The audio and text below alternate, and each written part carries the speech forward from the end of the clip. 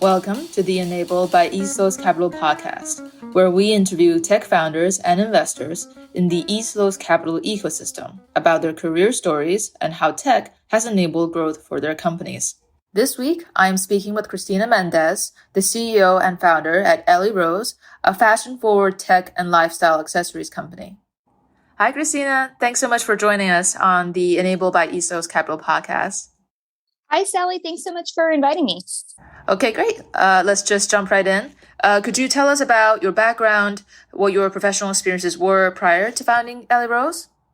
Sure, yeah. So I'll start from kind of the beginning. So I went to Stanford University for undergrad, majored in economics, knew I wanted to be a part of the business world. So right after graduation, I moved to New York City and I worked for Goldman Sachs in their risk management team. So even though I was a risk manager, I was really involved with our technology team as well. I kind of took on a bit of a project or product developer sort of role in that I was helping oversee the software products that we were building, not only for our internal team use, but also for external client use. And those were all related to risk management and the risk management for ourselves, but also for our customers. And while I was at Goldman, actually, I had taken some computer science classes in undergrad, but I relied on that little bit of experience with coding and learned how to kind of automate a lot of the things that I had to do, a lot of the reports that I needed to generate, and a lot of the research I needed to do for risk management purposes. So I kind of relied on my computer science training there. But after 5 years at Goldman, I decided I wanted to switch careers, and I decided to go to Harvard Business School so I could learn more about business, but also get a fresh start to my career. So from there, I moved to Miami and I helped run a hotel on Miami Beach. So kind of a little bit random, Wow. but it was a fun year. I actually took a leave of absence between my first and second year of business school to do that because it was a short-term opportunity. I'd reached out to the owners of this hotel and they said, yeah, come on board. So that was really fun. Got to see a whole different industry and a very different style of business. That was an operating business. So I was dealing with customers in person. I was dealing with a huge team. It was very different from the kind of role I had at Goldman. So yeah, after that, I went back to business school, finished that. And then after business school, I worked at a hedge fund in LA and I worked in their technology department. So I was helping build internal software applications or work with outside vendors who were building applications on our behalf and overseeing that and making sure that the products that were being built actually catered to our end customer's need, the end customer being internal use. So for example, the accounting team or the portfolio funding team or the investment analysts themselves. So just making sure that the products were useful and provided the information that our teams needed. Wonderful. And then, yeah. And then after that, I briefly worked at an ad agency in LA and learned a lot about video marketing. And then kind of through a friend, I had this opportunity to join this company called the Casery, which was a fashion tech accessories company. And my friend was the founder and CEO of that company, but he was having some health issues. So he asked me to take over as CEO. And I thought the opportunity was really fun and interesting. I loved the product. It was fashion phone cases and fashion tech accessories. And my dream had always been to be a CEO. And so I thought, oh, this is my chance. So I took on that role in 2018, and it was a bit of a struggle because the company wasn't doing so well financially. So then in 2020, when the pandemic hit, that was kind of the end of that company because they were mostly a wholesaler. And so in March of 2020, if you remember, all retailers throughout the country, all of them had to shut their doors. And so all of the orders for the Casery were canceled immediately overnight. Yeah, it was a crazy time. So with that, I began helping just with the wind down process of the company. And during that process, customers were still reaching out. So once things started opening up again, they said customers started reaching out and saying, well, we want to place orders for fall and for holiday season. How do we get more product? And I said, well, Casery is going out of business, but I'm launching a new company called Ellie Rose. Would you like to try those products? And so that was kind of how Ellie Rose came to be. I realized that there was still demand for cute tech accessories and clients were still lining up to place orders. So I thought, why don't I fill in this gap that now exists? Fantastic. Wow. This is absolutely what a journey, truly. I guess one of the follow-up questions I have to that kind of plays to the tech enablement theme here at East Los is you've been through so many different companies where you take on a tech role. So what is the most sort of interesting technology or tech challenge that you've seen throughout, from GS all the way until Ellie Rose right now? Yeah, well, I'd see right now I work in the consumer goods space, and it's not technical. I mean, it's not very technical. So dealing with our retailers, most of our retailers, and I'm talking about national partners like, Nordstrom, for example, they rely on this kind of legacy technology called EDI, which is electronic data interchange. And it's not easily integrated with anything else, essentially. It can be if you want to pay tens of thousands of dollars, but as a small business, I don't want to.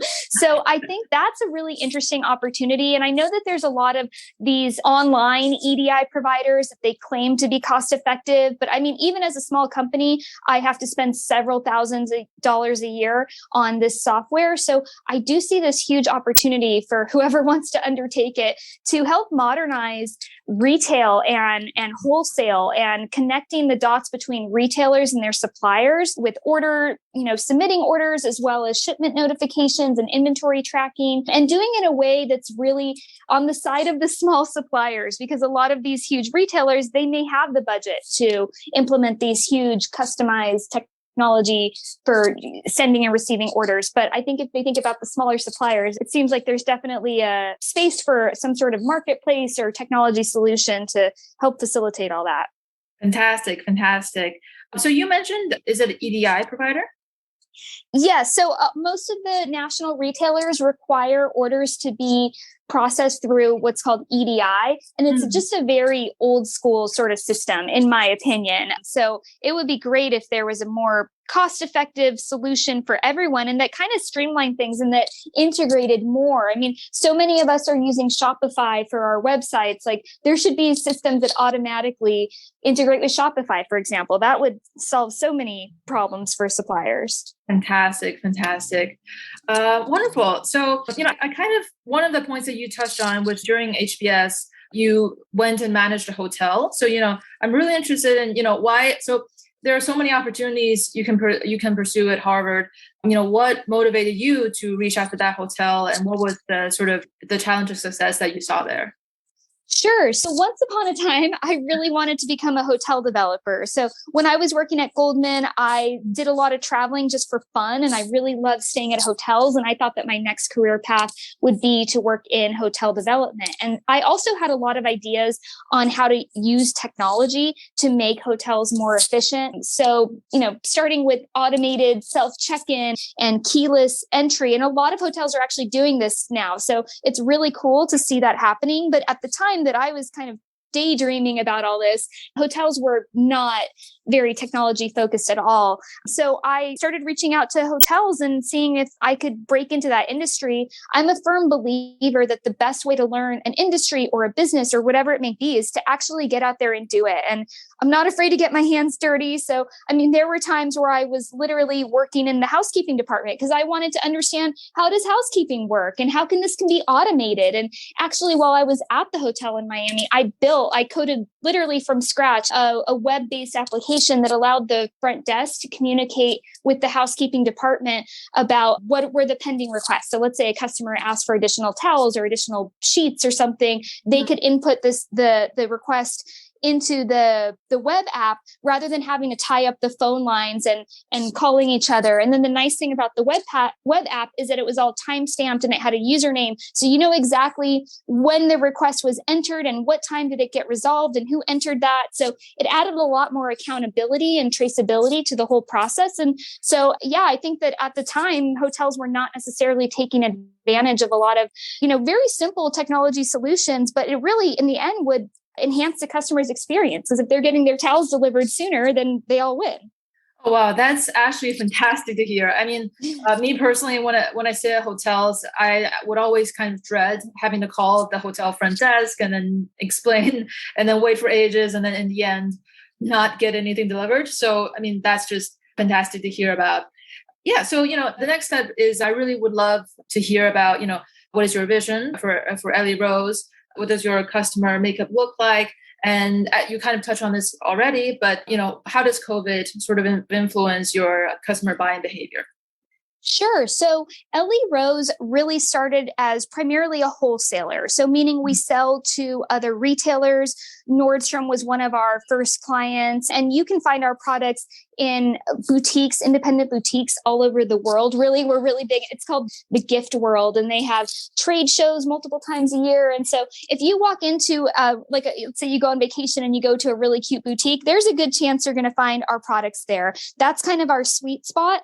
But I think looking ahead, the future is, of course, e-commerce. And unfortunately, that's something that I haven't really had the resources to invest in. But now that our business is starting to stabilize a little bit more, I'm really excited about building up our website as well as getting our products on Amazon. And I feel like we're a little late to the game, but with COVID, I mean, the retail world accelerated so quickly in this push to e-commerce. So with all the stores closing, people had no choice but to learn how to do online shopping, especially people who had never really done it before. And then when they learned how easy it is, with just a few clicks, you could get something delivered to your door within a matter of days. Now that's the future. Everyone wants to be shopping online. So it's something that it's harder to do than maybe it seems like. So it's something we're working on, and definitely that's going to be the future. So I'm excited for that.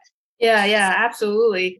I'm also really curious. So you mentioned Nordstrom as one of your first clients. So, it's always really difficult to get that first big order.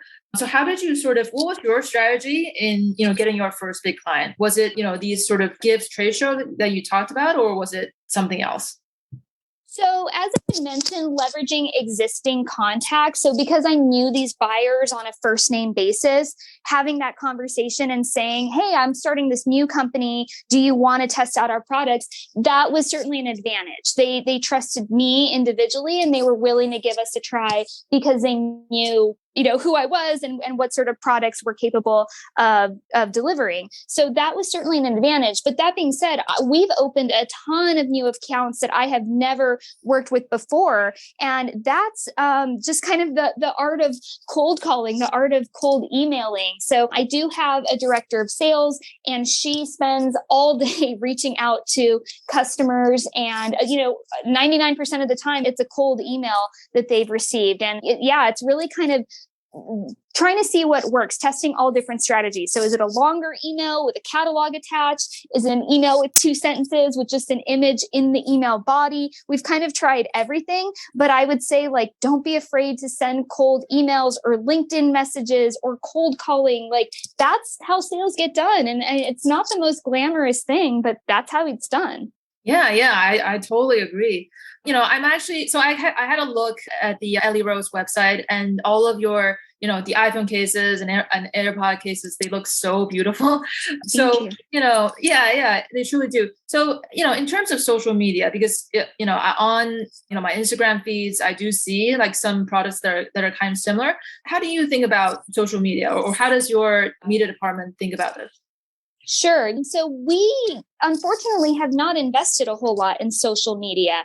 It's something that, again, is something I want to do as we build up our e-commerce. But, it's interesting when the Instagram algorithm changed several years ago now. It's really hard as a business to get your content out in front of your followers.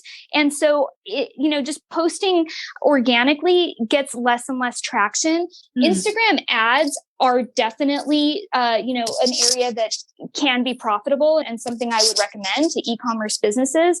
But as far as posting online, it's getting harder every day. And same with influencers, they have the same problem that their posts are just not being viewed by people a lot of the time. So that's not something that I've invested a lot in at the time, or currently, but, I wouldn't rule it out for the future. But yeah, I would say social media is not a huge part of our strategy at this moment. Wow. Yeah. That's, kind of a little bit surprising to hear, because every day I feel like as a consumer, I see so much content being pushed to me that I don't personally, I always wonder about how this content gets pushed to me and why this isn't exactly what I want. So that's very interesting to hear.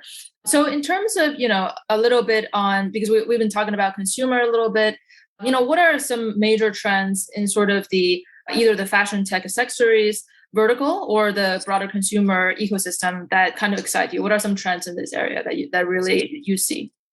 Sure. Well, I would just say like adoption of technology by everyone. So I think there was, a time when not everyone went out and got the latest iPhone or the latest headset or, earphones or AirPods, but now everyone's into technology. And so that's exciting for me, especially as a tech accessories company. I'm not selling to just this niche customer who's that early adopter. Now I'm selling to everyone of all ages and all different backgrounds. Most people have a smartphone. Not everyone even has a laptop anymore. So in terms of like phone accessories, I mean, a customer walking into a store, there's like, I would say a 99 to 100% chance that person owns a smartphone. So when I'm pitching to retailers why they should carry tech accessories and specifically phone accessories, it's like, because you can sell these to close to 100% of your customers. So, along those lines with AirPods, those are an expensive item, but it's amazing how many people rushed out to buy AirPods and continue to do so. So it's exciting just to see how many people are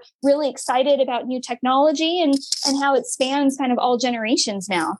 Yeah, definitely. It's funny you mentioned AirPod case because I'm a kind of like a collector of AirPod cases. So, oh, really? Yeah. I have one that's kind of like a little like a NASA case that's round, and then some others that are pure block color. So that's why, when I saw it, like Ellie Rose's collection, I was so excited. So yeah, okay.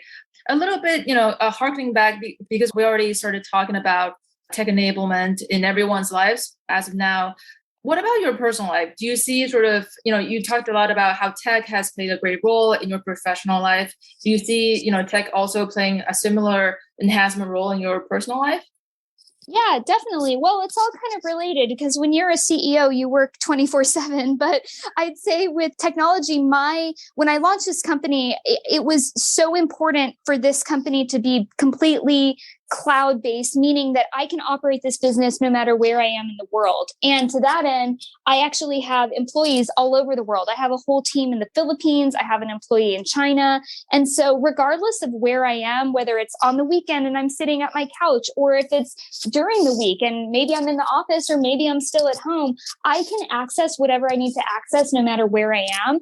And along those lines, like I use a 3PL. My warehouse is based in Oklahoma, but even all that data transmission is all through the internet. So again, I can be anywhere in the world and still be shipping out orders without having to be physically in any one place. So I think, I would highly recommend to founders and business owners to make their business as flexible as they can, meaning that, you want to be able to operate your business no matter where you are. You don't want to be tied to a specific location, because then what happens when there's a pandemic and your office shuts down entirely, or, a crazy situation like that. So especially in light of certain recent events, it's been really important to have access to all the information and all the different processes I need, just no matter where I am.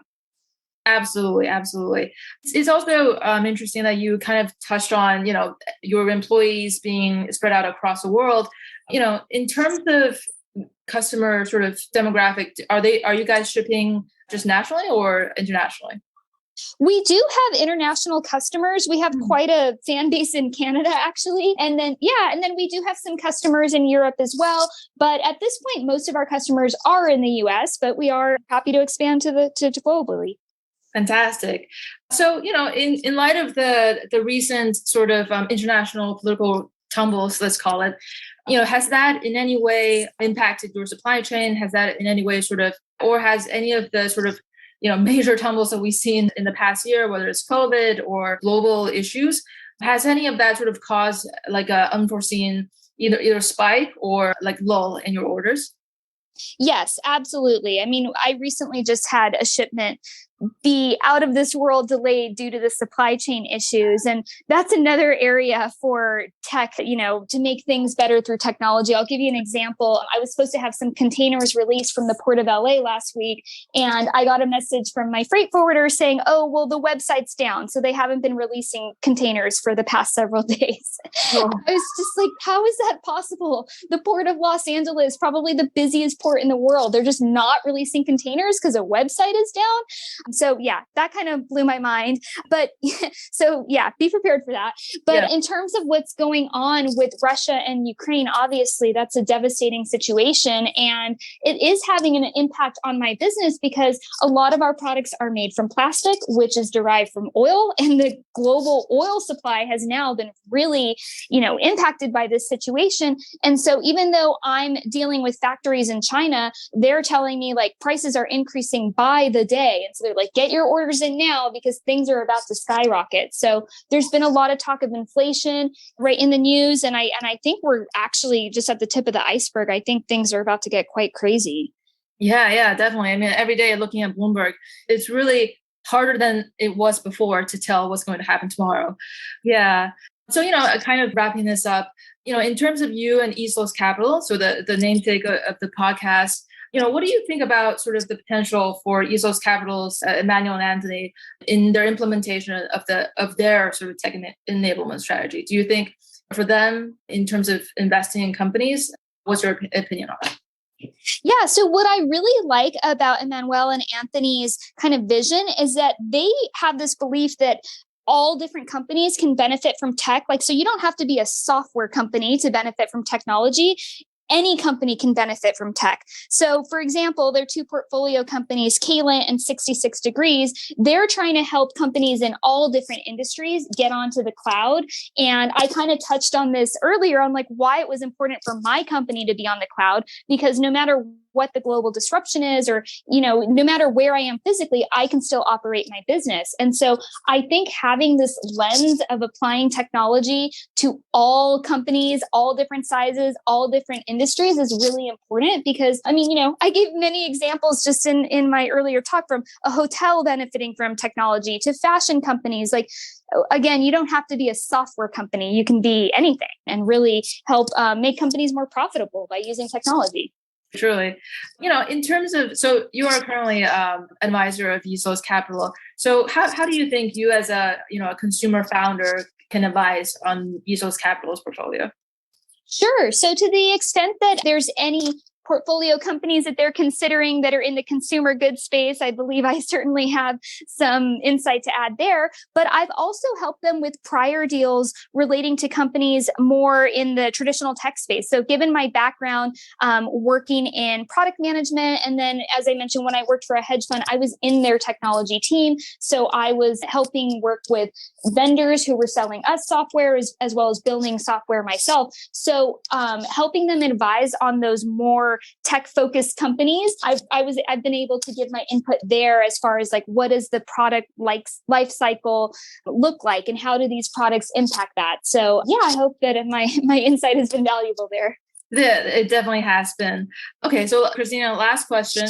If you can say something to, all consumer founders right now, what would it be? Like maybe it's a sentence, maybe it's like a motivational call or something. Well, I guess I'd say it's harder than it looks. And so I've heard so many podcasts, or I follow the Instagrams of so many CEOs, and they make it look so easy, but it's really not. It's really quite a struggle. So I'd say, if you're running into CEOs and, give them a hug because they need it. And if you're thinking of doing it yourself, like go for it, but brace yourself. It's going to be a wild ride, but a really rewarding and fun one. But it takes a lot of work. Oh, definitely. It sounds like it. Well, this has been absolutely fantastic. Thank you so much, Christina. It's been a fantastic pleasure talking to you. In the future, I hope we can invite you back and talk more about Ellie Rose and the consumer accessories market. This has been fantastic. Sure. Thank you, Sally.